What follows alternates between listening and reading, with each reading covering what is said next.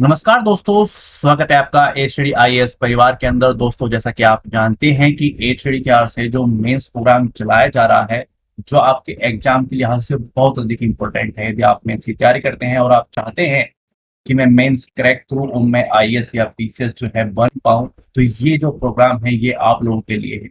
ये आपकी हेल्प करेगा, आपकी और आपकी सफलता के बीच की जो दूरी है उसको बहुत कम कर देगा, क्योंकि यहाँ पर सभी सब्जेक्ट, यानी कि जीएस 1 के कोई सब्जेक्ट हो या 2 हो, 3, 4 जो है, सभी जीएस के जो है सब्जेक्ट जो है कवर होने वाले हैं।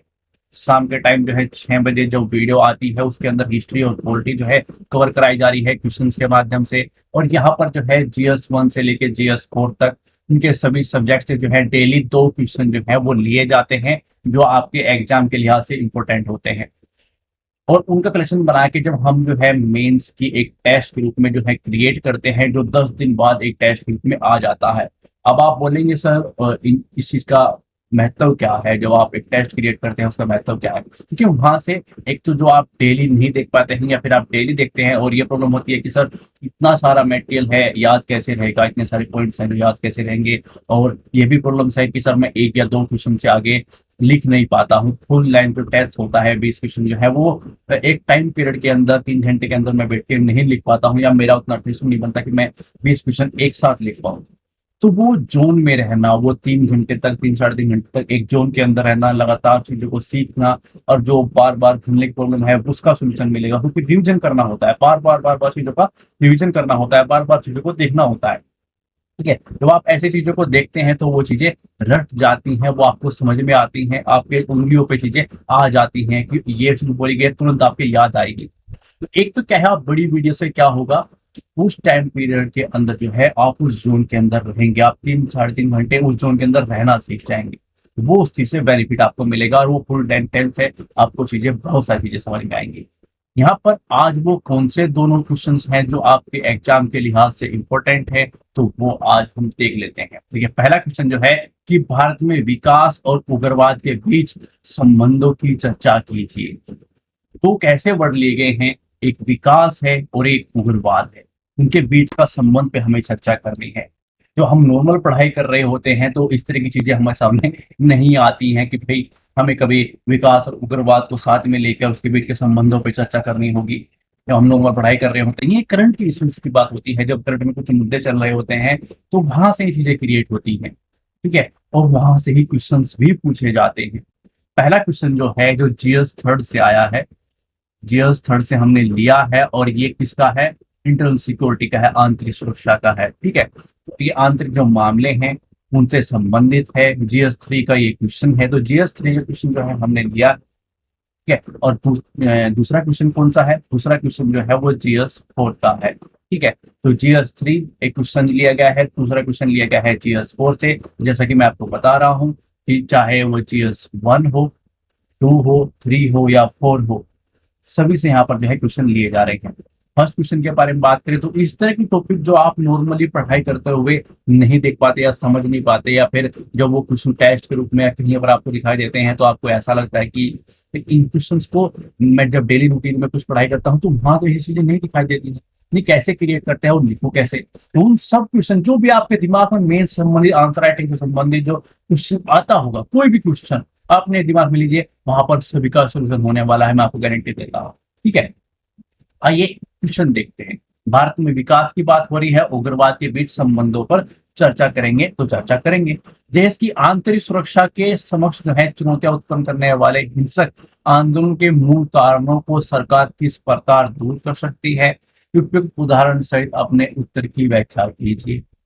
तो व्याख्या करनी है, पहले इनके संबंध के बारे में बात करेंगे, फिर जो देश के आंतरिक सुरक्षा में जो हमारे सामने चुनौतियां हैं, हिंसक आंदोलन को लेके उनके कारणों को हम कैसे दूर कर सकते हैं, इस चीज पर चर्चा करेंगे, और कैसे, उदाहरण के सहित। ठीक है, तो आइए देखते हैं दूसरा क्वेश्चन क्या है कि नैतिक अभिक्षमता जो है, उन शब्द क्या है, उससे हम क्या समझते हैं, ये हमें पता करना है। ठीक है, यानी कि जो नैतिक अभिक्षमता है वो क्या है, इसका मतलब क्या होता है, ये हम देखेंगे। और सिविल सेवक के लिए जो है नैतिक अभिक्षमता विकसित करना क्यों महत्वपूर्ण है, ये आज हम देखने वाले हैं। ठीक है, तो आइए आगे बढ़ते हैं। पहला क्वेश्चन, जैसे कि मैंने आपको बताया कि विकास और उग्रवाद के बीच संबंध देखेंगे। देश की आंतरिक सुरक्षा जो चुनौतियां हैं उससे जो भावना उत्पन्न होती है, हिंसक आंदोलन के मूल कारणों पर बात करेंगे, उसको कैसे दूर किया जा सकता है, सरकार ऐसे कैसे कर सकती है वो देखेंगे। और वो कैसे देखेंगे, उदाहरण सहित उसकी व्याख्या करते हुए। तो पृष्ठभूमि कैसे लिख सकते हैं, तो आइए चर्चा करते हैं।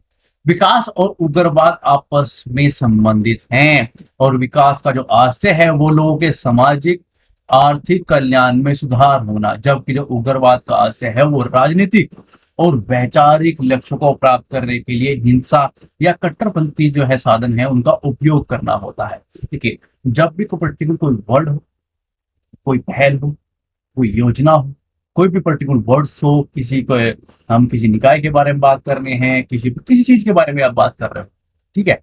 और इस तरह की देखिए पर्टिकुलर जो है क्वेश्चन डिपेंड करता है कि वो क्वेश्चन कहाँ पूछा गया है, कैसे पूछा गया है। मैं बताता चल रहा हूँ, जिस भी टाइप का क्वेश्चन हम ले रहे हैं पर्टिकुलर मैं चीजें बताता चल रहा हूँ आपको। और ये भी बिल्कुल मत सोचेगा जो आप कमेंट करते हैं कि सर वहां तो रिप्लाई नहीं आता है। देखिए, हम आपके एक एक कमेंट को पढ़ते हैं, जो भी कमेंट आप करते हैं सभी कमेंट को हम पढ़ते हैं अच्छे से, और उसका रिप्लाई जो है या तो अलग वीडियो जो है, मैं जैसे कि मैंने आपको बताया है कि हम अलग से वीडियो लेंगे और वहां पर जो है एक क्लासेज ली जाएगी, जहां पर जैसे कि कुछ वर्ड्स होते हैं या मेंस के अंदर लिखने में आपको क्या क्या प्रॉब्लम्स हैं, उनके दो प्रॉब्लम्स हैं, वो संबंधित आपके क्वेश्चंस होते हैं, आपके कमेंट होते हैं, वो उनका सभी का सोल्यूशन है, तो वहां पर हम लेके आएंगे। और जिनका सोल्यूशन, जिन कमेंट्स का बारे में हम जो है बात नॉर्मल वीडियोस के अंदर कर सकते हैं वो मैं करता हूँ। देखिए, नॉर्मली एक या लाइन दो लाइन की लिखने से अच्छा है कि मैं यहाँ आपको पूर्ण अच्छे से समझाऊं, अच्छे से बताऊं कि जो आपने बोला है कमेंट के अंदर उसका यहाँ पर एग्जैक्ट में क्या करना चाहिए, कैसे करना चाहिए। जैसे कि हमारे एक जो उम्मीदवार ने, एक एस्पिरेंट ने बोला था कि समालोचनात्मक आलोचनात्मक सिस्टम के बारे में, तो मैंने वहां से वो बात की, हाँ बच्चों की ये भी प्रॉब्लम है, तो मैंने वो क्लासेज में लूंगा, ठीक है। वहीं से वो चीज आई है कि हाँ शायद ये भी प्रॉब्लम है बच्चों की, तो मैं ये भी क्लासेज लूंगा। ऐसा नहीं है कि हमने आपका कमेंट नहीं देखा, या जो आप अच्छे कमेंट करते हैं वो भी हम पढ़ के अच्छा लगता है, जो आप हमारे लिए करते हैं और जो आप पूछने के लिए करते हैं कि सर कोटेशन से स्टार्ट कर देनी चाहिए, कि मैंने कोटेशन वाली बात भी रखी कि भाई कोटेशन से हर क्वेश्चन स्टार्ट नहीं हो सकता है। जो हो सकता है, मैंने जो पिछली वीडियो गई है उसके अंदर बताया है कि देखिए, जब हम भीमराव अम्बेडकर साहब के बारे में बात करें तो किसी पर्टिकुलर व्यक्ति या फिर किसी कवि या किसी चीज के बारे में हम पुस्तक या कोटेशन स्टार्ट कर सकते हैं, ठीक है। तो किसकी बात कर सकते हैं, तो आप बिल्कुल ऐसा मत सोचेगा कि कमेंट का सर कोई रिप्लाई नहीं आता है। कमेंट का रिप्लाई हम वीडियोस के अंदर देते हैं, ठीक है। तो बिल्कुल आप भर भर के कमेंट कीजिए, कोई प्रॉब्लम नहीं है। आप जो है, मैं हर कमेंट, एक सिंगल कमेंट, आपके 100 कमेंट भी आएंगे तो 100 के 100 कमेंट में पढ़ूंगा, 200 आएंगे 200 के 200 कमेंट में पढ़ूंगा। एक भी कमेंट जो भी आप कमेंट करेंगे उससे मैं बताऊंगा कि आपको क्या प्रॉब्लम है, शायद मुझे पता तो चलेगा कि भाई जो मैं सोचता हूँ उसके अलावा आपकी क्या क्या चीजें आप महसूस करते हैं, ठीक है। तो बिल्कुल ऐसा मत सोचेगा कि उसका रिप्लाई नहीं आ रहा। मैं उसका रिप्लाई जो है वीडियो के माध्यम से या अलग क्लासेज लेके उसका रिप्लाई देना, वो मैं सोच रहा हूँ। और मैं जो है, हो सकता है जो पर्टिकुलर वीडियो, नॉर्मल वीडियो जो हम डेली बनाते हैं उसके अंदर जो मैं क्लासेज लेता हूँ उसके अंदर देने का प्रयास करता हूँ, जिससे कि आपको जो है अच्छा सोल्यूशन मिल सके, ठीक है। तो टेंशन नहीं लेनी है, भर भर कमेंट कीजिए, हम उसके बारे में देखेंगे कि आपको क्या क्या चीज महसूस होती है, ठीक है। आगे बढ़ते हैं। भारत में उग्रवाद के विभिन्न रूप हैं, जैसे कि वामपंथी उग्रवाद है, धार्मिक उग्रवाद है, जाति उग्रवाद है, अलगाववादी आंदोलन है। ये देश की आंतरिक सुरक्षा के लिए गंभीर चुनौतियां उत्पन्न करते हैं। देखिए, विकास की है उसके बारे में हमने बात की कि विकास का मतलब एक्चुअली क्या है, ठीक है। फिर उग्रवाद का मतलब क्या है वो हमने बात की। पर्टिकुलर जब हम पहल योजना कुछ भी देखते हैं उसके बारे में बात करते हैं, उसके बारे में बताते हैं कि भाई एक्चुअल में ये चीज है। भाई एग्जामिनर जानता है, मगर हमें जो पूछा गया है उसके बारे में डेफिनेशन देना स्टार्ट कर दे कि भाई हाँ ये चीज ये है। वर्ड पूछा गया है विकास, तो विकास के बारे में बताया। उग्रवाद पूछा गया तो उग्रवाद में हमारे सामने किस तरह की है, क्या क्या चीजें हैं उसके बारे में जिक्र करते हुए अपनी पृष्ठभूमि लिखते। और ये एक चुनौती है, जैसे कि मैंने आपको बताया कि कोई चीज की स्टार्टिंग जब आप करते हैं उसकी अगला पॉइंट आप कुछ भी देने वाले हैं, कुछ भी बातें रखने वाले हैं, उसकी पृष्ठभूमि उसके लास्ट में आ जाती है। ये एक प्रवाह होता है। आगे बढ़ते हैं। अब देखते हैं उनके बीच में संबंध क्या क्या है। पॉइंट टू पॉइंट देखते चलेंगे कि विकास और उग्रवाद के बीच में क्या क्या संबंध है। पॉइंट टू पॉइंट चीजों को समझते चलेंगे तो आसानी से चीजें समझ में आ जाएगी, हमारे भी और एग्जामिनर के भी। एग्जाम को समझ में आया, आपको भी अच्छा नंबर देगा, फिर आपको अच्छा महसूस होगा। तो पॉइंट टू पॉइंट चीज देखते हैं। फर्स्ट पॉइंट है कि सामाजिक आर्थिक विषमताएं। किसी भी क्षेत्र के विकासात्मक चुनौतियों से संबंधित जो है वो चरमपंथी विचारधाराओं को आधार मिलता है। वहां पर किस तरह की प्रॉब्लम्स होंगी, विकासात्मक जो प्रॉब्लम्स क्रिएट होने होंगी, जैसे कि हम पूर्वोत्तर की ओर देखते हैं, मणिपुर के अंदर बहुत सारे जो इस तरह के स्टेट हैं उनके अंदर देखते हैं, तो वहां पर क्या होता है, विकासात्मक प्रॉब्लम्स हैं। वो देखिए पर्टिकुलर एक ही कारण पूरे सिस्टम पर जरूरत नहीं होती है कि भाई पूरे जो चीज क्रिएट हो रही है, जो भी सारी प्रॉब्लम्स हैं उसका पीछे एक ही कारण, ऐसा नहीं होता। एक बड़ी प्रॉब्लम जो बड़े स्तर तक है, बहुत लंबे टाइम तक चल रही है, उसके पीछे बहुत सारे कारण होते हैं।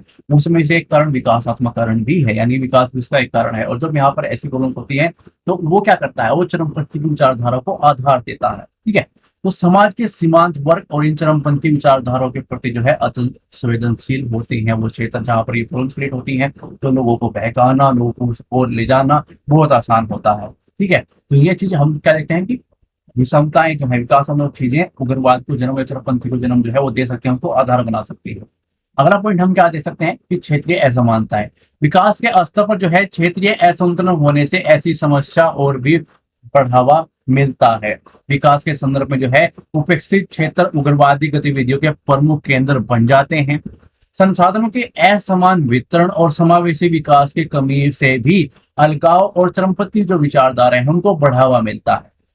जब क्षेत्र में असमानता ही होंगी तो ये सब चीजें होंगी। तो ऐसे आप पॉइंट टू पॉइंट अपनी बातें रखते चलेंगे कि कैसे विकासात्मक चीजों में जब ढील बरतती है या फिर कुछ इस तरह घटना होती हैं जो विकास के लिए सही नहीं है, कैसे वो आधार बन जाती हैं उग्रवाद का, चरमपंथी का आधार बन जाती हैं, किसी गलत कार्य के लिए जो आधार क्रिएट हो जाता है वो कैसे होता है, दोनों के अंदर किस तरह का संबंध है वो हम क्रिएट करें। जब आप किसी पुस्तक बुक या फिर कोई नॉर्मल चीजें पढ़ते हैं तो वहां पर ये चीजें आपको नहीं मिलने वाली है, ये आपको यहीं पर ही मिलेंगे और बहुत आसानी से सीधे क्वेश्चन आंसर के सिस्टम में मिल जाएंगे कि आपको कोई प्रॉब्लम ही नहीं होगी। उस वे में मिल गई जिस वे में आपको लिखना है, फालतू की चीजें मिली ही नहीं है, वो ही मिला है एग्जैक्ट जो आप चाहते हैं। जो आप बड़े स्तर पे मिलेंगे तो उसको निचोड़ लेके जो आप चाहते हैं कि मेरे पास वो हो, तो वो सीधा यहीं पर वीडियोस के अंदर मिल रहा है, मतलब क्लासेस के अंदर आपको चीजें मिल रही हैं, और क्या चाहिए आपको। आगे बढ़ते हैं, अगला पॉइंट हम क्या दे सकते हैं कि पहचान आधारित संघर्ष की बात करें तो विविधतापूर्ण समाज विभिन्न धार्मिक, जातीय, भाषाई पहचानों से संबंधित होता है। बिल्कुल हर चीज होती है। ठीक है, यदि उन्हें जो है पर्याप्त रूप से महत्व न देने के साथ विकास की प्रक्रिया में समायोजित नहीं किया जाता है, मान लीजिए आपके कोई धर्म है और आप उसके प्रति संवेदनशील हैं, ठीक है, और जाति है उसके प्रति है, भाषा है उसके प्रति है, और उसको विकास के क्रम में समायोजित नहीं किया जाएगा, उसको उसको चीज में नहीं लिया जाएगा, तो आप जो है आप तनाव महसूस करेंगे, आपको प्रॉब्लम्स होंगी। और वो चीज दिखाई देती है एक बड़े स्तर पे, कोई एक व्यक्ति आएगा, एक समूह आएगा जो आपको भड़का सकता है। क्यों? तो ऐसी कुछ क्रिया हुई हैं उनके कारण आपको क्या होता है कि आपको कुछ बुरा लग रहा है या कुछ किसी किसी की वजह से किसी लग रही है, फिर एक व्यक्ति आता है, चुगली करता है, आपको उसके खिलाफ भड़काता है। वही सब है जैसे कि नॉर्मल व्यवहार के अंदर होता है, वो इस तरह से चीजें क्रिएट होती हैं कि जो आप किसी धर्म के प्रति, किसी जाति के प्रति, बल्कि भाषा के प्रति जो है संवेदनशील है, आप उसको बहुत मानते हैं, और वो किसी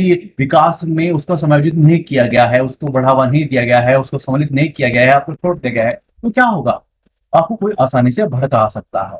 तो वो सब चीजें होती हैं। ठीक है, तो वो सरकार को ध्यान देना चाहिए कि बीच में संबंध दिखाई दे रहा है कि कैसे कैसे चीजें होती हैं। सामाजिक एकता का अभाव की बात करें तो यदि सामाजिक एकता का अभाव होगा तो क्या होगा, केवल विकासात्मक पहलों द्वारा जो है हम उन चरमपंथी जो विचारधारा है उनका मुकाबला नहीं कर सकते हैं। जो पूर्वाग्रह, भेदभाव, सांप्रदायिक तनाव से जो है एक समाज के निर्माण के प्रयास कमजोर होते हैं। इसलिए समावेशी विकास को बढ़ावा देना महत्वपूर्ण होता है, जिससे क्या हो कि सामाजिक एकीकरण को बढ़ावा मिलने के साथ जो है जो हाशिए पर जो लोग हैं, स्थित हैं, जो समुदाय हैं, उनकी चिंताओं को दूर करने पर बल दिया जा सके, कि ऐसे कार्य किए जा सके कि उनको ऐसा ना हो कि वो अलग तरीका फील करें, एक अलोन फील करें, एक अलग फील करें कि भाई मैं शायद उस जनसमूह के अंदर या उन लोगों के अंदर नहीं आता हूँ जो चीजों को चलाते हैं, करते हैं, मैं उसका भाग ही नहीं हूँ। तो ऐसा अलोन फील ना करे, अकेलापन फील ना करे।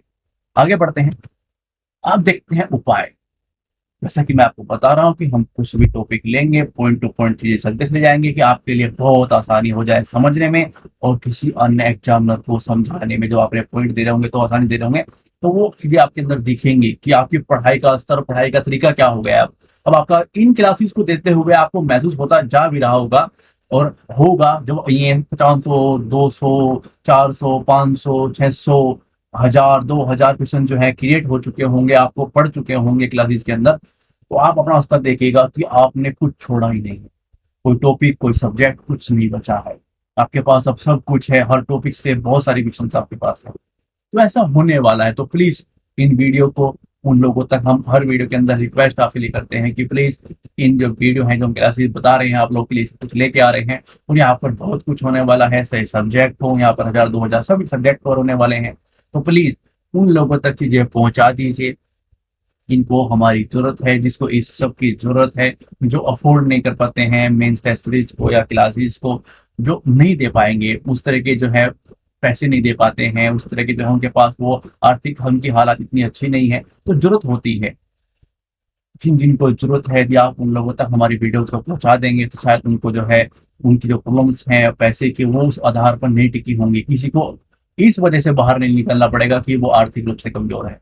तो ये आप कर सकते हैं, ये इतनी जिम्मेदारी तो शायद निभानी चाहिए कि किसी के प्रति जो है आप ऐसा कर पाएंगे। आप किसी ग्रुप में या किसी सेंड करेंगे तो हो सकता है उससे संबंधित कोई व्यक्ति जानता हो कि जो उस तरह की तैयारी करना चाहता है या कर रहा है, मगर उसको पैसे के कारण या किसी चीज के कारण जो है वो प्रॉब्लम्स हो रही है। मगर आप उसको हमारी वीडियोस को पहुंचा दोगे तो उसको लगेगा कि नहीं मैं भी निकाल सकता हूँ, क्योंकि ये जो हो रहा है ये जो चल रहा है यही सब नहीं चलेगा। मेंस पर्सपेक्टिव से हम जीएस के सभी सब्जेक्ट, चाहे वो जीएस 1 हो, चाहे जीएस 4 हो, 2 हो, 3 हो, उसके अंदर आने वाले सभी सब्जेक्ट को वो भी कवर कराने वाले हैं। वो सब कवर होंगे और वो सब मेंस पर्सपेक्टिव से होंगे। प्रीलिम्स तो बच्चा रह जाएगा, उसका सीसी तो होता है प्रीलिम्स। आपके अंदर वो समझ, आपके एग्जाम पर्सपेक्टिव से वो सब चीजें होंगी। यहाँ पर कहानियां नहीं चलेंगी, एग्जाम पर्सपेक्टिव से होगा। कोई भी टॉपिक पढ़ोगे तो आपको ऐसा लगेगा कि हाँ इस टॉपिक से यदि क्वेश्चन आता है तो मैं आंसर लिख पाऊंगा। ऐसा नहीं होगा कि कहानियों के रूप में मुझे कुछ अन्य चीज क्रिएट करनी पड़ेगी, नहीं ऐसा बिल्कुल नहीं होगा। तो ऐसी टेंशन बिल्कुल मत लीजिएगा कि आपको यहाँ पर कोई सब्जेक्ट पढ़ाएंगे तो ऐसा पढ़ाएंगे कि उसके बाद भी आपको लगेगा कि यार तो मैंने पहले पढ़ा है, कहीं और से भी पढ़ा है, वही सब तो चल रहा है। मगर उसका वे जो होगा वो मेंस पर्सपेक्टिव से होगा और उस तरह से होगा कि हाँ आपको वो चीज लगने लगेगी भाई ये चीज है और मैं ये चीज कर पाऊंगा, ये चीज होंगी, और जो भी टॉपिक मैं पढ़ रहा हूँ उसका आंसर अब मैं दे सकता हूँ, उससे संबंधित कोई क्वेश्चन आए तो वो ये सब चीजें होंगी। और उस बच्चे के लिए क्या महसूस वो करेगा कि भाई मैं शायद पैसे की वजह से आईएएस नहीं बन पाता या मैं पीछे से नहीं बन पाता, आप लोगों को भी दुआ देगा कि थैंक यू भैया या थैंक यू जिसने भी भेजा है, लड़की ने लड़के ने किसी ने भी भेजा है आपके सही संबंध में कि आपको ऐसी चीजें मिल गई हैं जहां पर बहुत कुछ होने वाला है, सब कुछ कवर होने वाला है, आपको एक भी रुपया नहीं देना पड़ेगा, आपके पैसे खर्च नहीं होंगे। ठीक है, यूट्यूब पे बस आपको इतना ही करना है कि ये वीडियोस को शेयर करना है, वो कुछ भी नहीं करना है। उन लोगों तक, उन ग्रुप तक जो है बस वीडियो शेयर कर दीजिए, कम से कम उनका भला हो जाए। आपको जरूर नहीं है कि पैसे ही उनको दें, तो किस तरह की आप हेल्प नहीं पहुंचा पा रहे तो इस तरह से हेल्प पहुंचा दीजिए। हम ये चाहेंगे एक बड़े जनसमूह कुछ लोग जो है जो उस तरह की फीस सबमिट नहीं कर पाते हैं, वो उतने पैसे नहीं दे पाते हैं और अच्छी तरीके से वो कहानी के अंदर बुक्स के अंदर प्रॉब्लम्स होती है, उन लोगों को किससे पूछे, क्या करे, क्या नहीं करना चाहिए, क्या करना चाहिए, किस तरह से पढ़ना चाहिए, वो बहुत सारे क्वेश्चन उनके होते हैं। तो यहाँ पर सबका सोल्यूशन आपको बेचारे को मिल जाएगा। तो प्लीज हम आपसे रिक्वेस्ट करते हैं कि ये वीडियोस, ये हमारा चैनल उन तक सजेस्ट कर दीजिए। थैंक्स। यदि आपने ऐसा कर दिया है तो आइए उपाय देख लेते हैं। देखिए, राजनीतिक संवाद को बढ़ावा देना यानी कि सरकार हिंसा छोड़ने के इच्छुक जो होते हैं, जो चरमपंथी समूह के साथ राजनीतिक बातचीत कर सकती है। इस क्रम में क्या है, अन्य जो हितधारक हैं उनके नागरिक समाज संगठन, मीडिया और शिक्षाविद इस प्रकार के संवाद की सुविधा जो है प्रदान कर सकते हैं। सरकार लोकतंत्र और संवाद के ढांचे के तहत जो है चरमपंथी समूह की जो राजनीतिक शिकायत है उनकी मांगों को हल कर सकती है। तो इस तरह से पॉइंट जो है आप देते चल सकते हैं। आइए अगला पॉइंट देखते हैं कि अगला पॉइंट आप क्या कर सकते हैं, सरकार वो अन्य उपाय क्या कर सकती है। सामाजिक आर्थिक विकास की बात करें तो सरकार जो है हाशिए पर स्थित जो वर्ग है उनको ध्यान में रखते हुए समावेशी और न्याय संगत विकास को बढ़ावा दे सकती है। सरकार द्वारा उग्रवाद से प्रभावित या फिर इसमें शामिल लोगों के लिए आजीविका, शिक्षा, स्वास्थ्य के साथ भागीदारी के अवसर प्रदान किए जा सकते हैं। सुरक्षा उपाय की बात करें तो सरकार जो है उग्रवाद को रोकने और उसका मुकाबला करने के लिए सुरक्षा तंत्र को मजबूत करना चाहिए और विभिन्न सुरक्षा एजेंसी जो है उनके बीच में समन्वय सहयोग को बढ़ावा देना चाहिए। इससे क्या होगा कि खुफिया जानकारी एकत्र करने और साझा करने के तंत्र में सुधार किया जाना चाहिए। इसके साथ ही जो चरमपंथी का मुकाबला करने के लिए हमें क्रम में मानव अधिकारों के साथ विधि के शासन की सुनिश्चित करना चाहिए। यानी कि जो कारण है जिस वजह से विकास और बीच की चीजों को देख रहे हैं, जिन कारणों से उनको हेल्प मिलती है उनको ऊपर बढ़ने के लिए, ये कुछ लूप होल्स होंगे।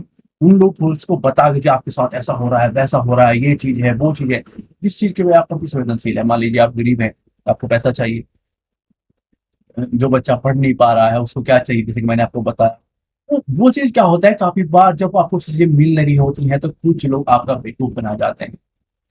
और ये आजकल हो रहा है, मैं नाम ले लूंगा, यूट्यूब चैनल्स पे बहुत सारा हो रहा है कि भाई आपको एक्चुअली वो चीज नहीं दी जाती है और आप अपना बहुत सारा टाइम वहां पे दे देते हैं, मगर वो चीज नहीं मिल पाती है। प्रॉब्लम्स वहां भी है कि हम नीचे देखते हैं, जैसे कि हमने थंबनेल पर भी लगाया है अपने कि भाई नीचे देखते हैं कि 50 भी तो है, 100 भी तो है, 150 ही तो है, 200 ही तो है, या कुछ भी इस तरह की चीजें आप देखते हैं और आपको लगता है कि क्या ही पढ़ाया होगा और क्या ही कंटेंट होगा, होगा तो गलत होगा, पहले ही जज करना स्टार्ट कर देते हैं और ऐसा लगता है कि शायद उतना अच्छा चीजें नहीं होंगी है। बताइए भी, एक बात बताइए आपकी, यही कंटेंट आज 150 से 200 या फिर 100 व्यू कमा रहा है, और यही कंटेंट कल मान लीजिए 1 लाख कमाना लाए, तो ये आज गलत है और कल ठीक हो गया। ये मतलब मेरे समझ में नहीं आया कि ये चीज कैसे, ये कैसे भी आज यदि कोई कंटेंट गलत है तो वो कल 1 लाख व्यू प्राप्त करने के बाद या कुछ हजार 10-20 हजार व्यू प्राप्त करने के बाद ठीक कैसे हो सकता है?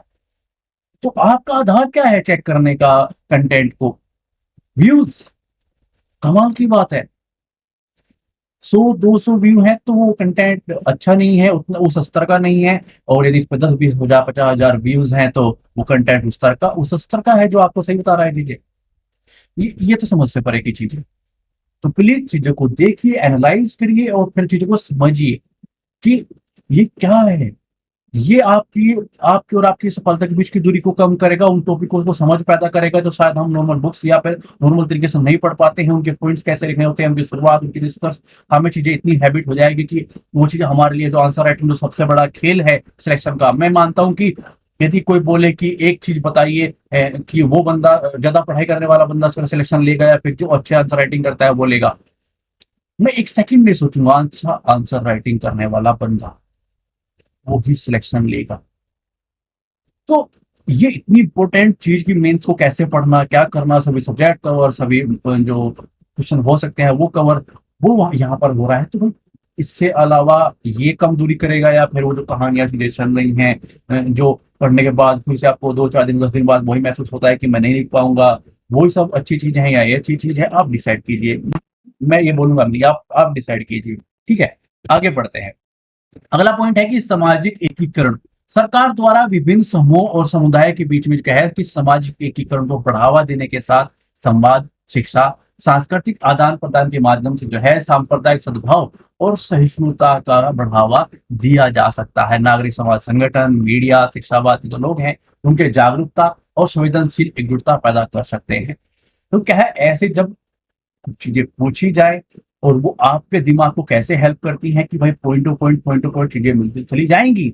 जब आप लिखने बैठते हैं तो क्या होता है, उसका ओवरव्यू सब चीजें दिमाग में चलती हैं, कि पूरा दिमाग में चलता है कि भाई ये टॉपिक है, ये क्वेश्चन है, ऐसा लिखना है। ठीक है, और जब लिखते चल जाते हैं तो पूरा चीजें दिमाग में चलती चली जाती हैं।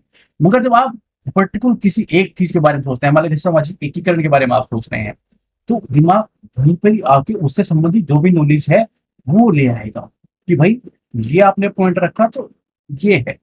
तो वो कितना आसान हो जाता है, टाइम बचाता है, आपको इधर उधर उधर भटकते नहीं रहते हो कि ये लिखूं वो लिखूं, क्या करूं क्या नहीं करूं। वो चीजें आप यहाँ पर सीखेंगे, पॉइंट टू पॉइंट मिलती चल जाएंगी, टेंशन खत्म होती चल जाएगी। अब देखते हैं जो पूछा गया है, उदाहरण। उस क्वेश्चन का कोई भी पॉइंट हो, जो 3 पूछे गए हैं, 4 पूछे गए हैं, 2 पूछे गए हैं, वो सभी कवर करने होते हैं, ना उससे एक कम ना उससे एक ज्यादा। ठीक है, तो आइए उदाहरण की बात करते हैं। वामपंथी उग्रवाद जो है नस्लवाद, यानी कि जो वामपंथी उग्रवाद है उसकी जो विचारधाराएं है वर्ष 1967 में पश्चिम बंगाल के नक्सलबाड़ी क्षेत्र में विकसित हुई थी। इसके बाद जो है वामपंथी उग्रवाद की जो विचारधारा का विस्तार जो है वो पूर्वी भारत के अन्य क्षेत्रों में हुआ, जहां कहा आदिवासियों, दलितों, भूमिहीन मजदूरों में खुद को शोषित और उपेक्षित महसूस किया था। जैसे कि मैं आपको बता रहा हूँ, लूप होल्स जहां भी होंगे, गरीबी के, शोषण के, वहीं पर ये चीजें उभरनी स्टार्ट हो जाएंगी। आपको कोई बोलेगा कि आपके साथ ऐसा हुआ है तो आप खड़े हो जाओगे, आप गरीब हो, पैसा नहीं दिखेगा तो खड़े हो जाओगे। तो वो सब चीजें होती हैं, लूप होल्स ही बंद करने होते हैं, इन चीजों पे काम करना होता है। वामपंथी उग्रवाद से जो है अस्थिरता, असुरक्षा के होने के साथ जो है विकास प्रभावित होता है। वामपंथी उग्रवाद से निपटने हेतु सरकार सुरक्षा विकासात्मक उपाय को अपनाया है। पूर्वोत्तर भारत में उग्रवाद, यानी कि उग्रवाद एक जो है अलगाववादी आंदोलन है जिसमें जो है जातीय पहचान के आधार पर स्वायत्ता या फिर स्वतंत्रता हेतु जो है संघर्ष किया जाता है। ऐतिहासिक विरासत, सांस्कृतिक विविधता और आर्थिक पिछड़ेपन जो है विभिन्न कारकों की वजह से जो है पूर्वोत्तर भारत में उग्रवाद को बढ़ावा मिला है। ना कुछ कारण रहते हैं, ठीक है। विद्रोहियों द्वारा जो है सुरक्षा बलों के साथ सशस्त्र संघर्ष किए जाने के कारण इससे आंतरिक सुरक्षा को चुनौती उत्पन्न होती है और उग्रवाद से अस्थिरता और असुरक्षा उत्पन्न होने के साथ विकास प्रभावित होता है। तो ऐसे आप एग्जाम्पल देते चलेंगे। अगला पॉइंट क्या हो सकता है एग्जाम्पल की? धार्मिक अतिवाद, यानी कि धार्मिक अतिवाद एक ऐसी कट्टरपंथी विचारधारा है उसमें हिंसा, असहिष्णुता और सही ठहराया जाता है। यानी कि ये जो चीजें होती हैं इसको सही भी ठहराया जाता है, चाहे वो कट्टरपंथी विचारधारा हो, चाहे वो हिंसा हो, असहिष्णुता हो, कुछ भी हो उसको सही ठहराया जाएगा। इससे अस्थिरता और असुरक्षा पैदा होने के साथ विकास जो है प्रभावित होता है और सरकार ने इसे निपटने के लिए जो है सुरक्षात्मक विधि और सामाजिक उपाय को अपनाना चाहिए। इस तरीके करके आपको दुनिया भर के दिखाई देते होंगे, बहुत सारी चीजें आपको दिन भर जो है सुनाई देती होंगी। वही एग्जाम्पल आके आपके सामने आते हैं, वो कैसे क्रिएट होते हैं, कैसे आप अपनी घटनाएं बता सकते हैं, वो सब चीजें जो है कहाँ पर क्रिएट होंगी जब आप एग्जाम पर्सपेक्टिव से हर चीज को देखना स्टार्ट कर दोगे। 2 साल के लिए चीजें भूल जाइए कि आपके चारों ओर क्या चल रहा है, क्या हो रहा है, सब भूल जाइए। बस कुछ भी देखिए तो एग्जाम को देखिए। एग्जाम में ये हो सकता है तो ये भी एग्जाम में हो सकता है, ये होता है तो ये भी एग्जाम के सिस्टम में कैसे होगा, ये देखूं तो एग्जाम पर्सपेक्टिव से कैसे होगा। वो सब चीजें क्या करना है, सब्जेक्ट तो होने वाली, यहाँ पर सब्जेक्ट भी कवर होंगे, जो मेंस पर्सपेक्टिव चीजें चल रही हैं उनको देखिए, करंट पढ़िए, इनको चीजों को देखते चलिए और अपनी पढ़ाई पे फोकस रखिए। कुछ फालतू की चीजें, फालतू की वीडियो जो है आप उसको देख के एक बार एनालाइज कीजिएगा कि क्या मुझे इसका कोई बेनिफिट मिला, क्या मैं इसका कहीं यूज कर पाऊंगा। कुछ भी 10 मिनट की वीडियो है, 15 मिनट की वीडियो है, कुछ भी मिनट की वीडियो है, कुछ देखिए मुझे क्या मिला, तो क्या मुझे रहेगा बहुत लंबे टाइम तक, ऐसा कुछ होगा तो वो ध्यान दीजिएगा कि क्या वो आपको मिल रहा है उस चीज से, क्या वो आप कहीं यूज कर पाओगे। अपनी एग्जाम के अंदर की बात मैं कर रहा हूँ।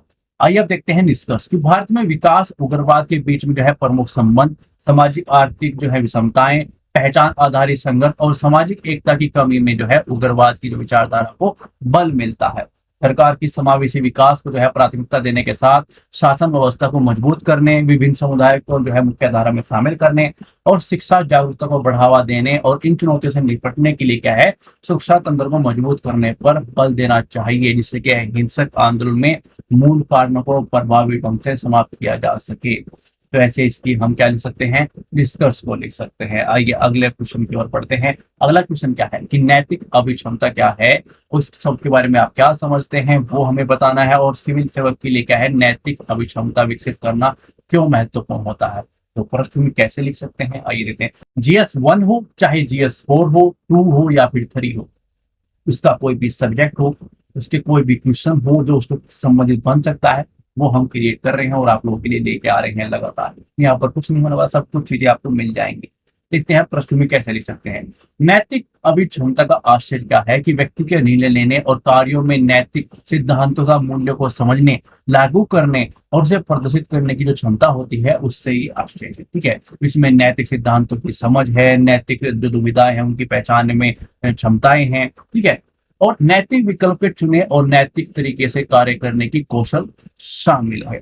तो ऐसे आप उस चीज के प्रश्न में लिख सकते हैं। देखिए GS 4 का कोई क्वेश्चन आता है उसको कैसे लिखा जाता है, उनकी वर्डिंग थोड़ी सी आपको कभी कभार प्रॉब्लम्स कर सकती हैं, ठीक है, उसकी जो विचारधाराएं होती हैं वो थोड़ी सी आपको प्रॉब्लम्स कर सकती है, मगर आप लगातार उस चीज से हमसे जुड़े रहेंगे तो आपको कैसे किस चीज को हैंडल करना है, किस चीज की डेफिनेशन, जैसे नैतिक अभिक्षमता क्या होता है, भाई समानुभूति क्या होती है, जो है सहानुभूति क्या होती है, बहुत सारी चीजें होती हैं, वो आप लगातार टच में रहेंगे। सिविल सर्विस के बीच में क्या होना चाहिए, वो कैसे प्रभावित करता है, क्या होता है, क्या क्या चीजें होती हैं, वो सब आपकी कवर होती चलेंगी, ठीक है।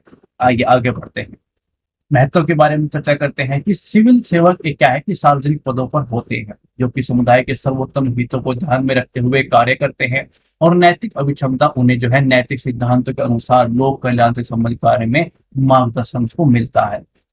पॉइंट टू पॉइंट जो है 9 चीजों का महत्व को बताते हैं हम चलेंगे, ठीक है। सिविल सेवक का जो अक्सर जटिल परिस्थितियों का सामना करना पड़ता है, बिल्कुल यह आपकी बात हुई है, इसको ऐसे अनुभव कीजिएगा कि मेरे पोस्ट सर्विस टाइम की बात हुई है कि सर्विस टाइम में मैं कहीं पर हूँ तो मेरे सामने किस किस तरह की चीजें आती है, आप अनुभव करते चलेंगे, मजा लेते चलेंगे, तो आपको बिल्कुल चीजों को ऐसा नहीं लगेगा कि यार ये तो हवाबाजी हो रही है, कुछ सर से जा रहा है, कुछ इस तरह की चीजें हो रही है, नहीं। क्योंकि आप उसको फील करोगे कि भाई मैं हूँ, मेरे सामने ये भी तो हो सकता है यार, हाँ, ये मैं ऐसा बोलूंगा कि मेरी चीजें ये अंदर होंगी तो मेरे ऊपर भी इफेक्ट पड़ेगा, मेरे को भी तो सब कुछ यही करना है, क्योंकि आप कैरी कर रहे हो, तो आप मान के चलेगा कि एक दिन आप बनने वाले हो। तो जब आप सर्विस में होंगे तो ये सब चीजें आपके साथ होंगी, ये गुण आपके अंदर होने चाहिए, तभी आप ये आपको हेल्प करेंगे। तो क्या क्या वो है, बस उस तरह से अनुभव करते चलिए।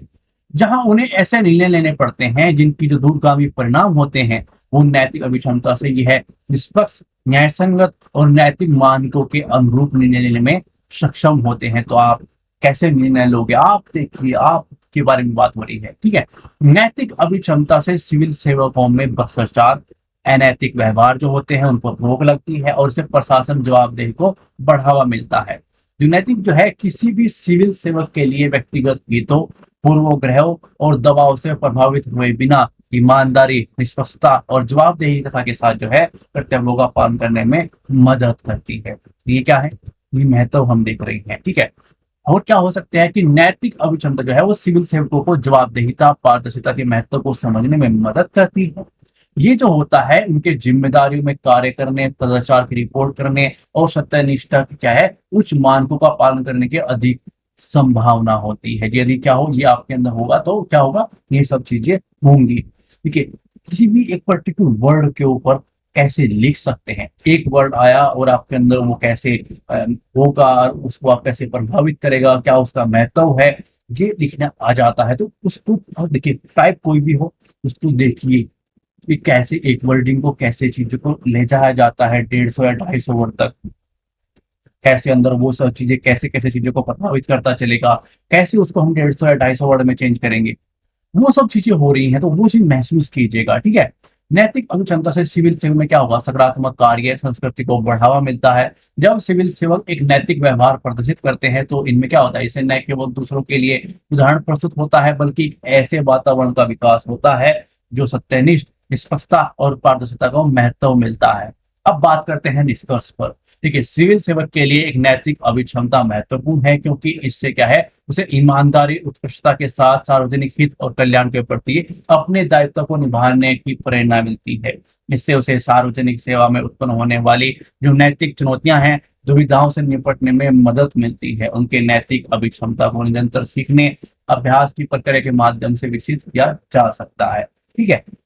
तो ऐसे आप चीजों को निष्कर्ष देखिए, काफी बार इस तरह का क्वेश्चन आ जाता है कि जहां पर आपको बहुत ही आराम से चीजों को, वर्डिंग को सीखते हुए चलना होता है। जब आप इस तरह से चीजों को देखते हैं, चीजों को समझते हैं कि पर्टिकुलर एक वर्ड था, और जब आप बन जाएंगे, वो गुण आपके अंदर पूछे गया है, वो कैसे चीजों को प्रभावित करेगा, और आपको आपके कार्य में, आपकी चीजों के अंदर जो आप चीजों को महसूस करेंगे, आपसे टकराएंगी, आपकी जो जटिलताएं आएंगी, वो कैसे उन चीजों को हल करने में आपकी हेल्प करेगा, और जो विकास है, जो कल्याण होगा, उस करने में आपको गलत मार्ग से हटाकर एक अच्छे मार्ग की ओर मार्गदर्शन करने में कैसे आपको हेल्प करेगा। तो वो सब चीजें आप कैसे लिख सकते हैं, उसका निष्कर्ष कैसे लिख सकते हैं, ये सब चीजें आप यहाँ से सीखते हैं, ठीक है। तो ये हमारा प्रयास आपको कैसा लग रहा है, प्लीज कमेंट कीजिएगा। और इन वीडियो को मैं फिर बार बार आपसे रिक्वेस्ट करता हूँ कि उन लोगों तक, आप ग्रुप में हो, किसी पर्टिकुलर बंदे से हो, कैसे भी प्लीज सेंड कीजिए, उनके पास शेयर कर दीजिए। आप शेयर करेंगे तो इसकी हेल्प हो जाएगी।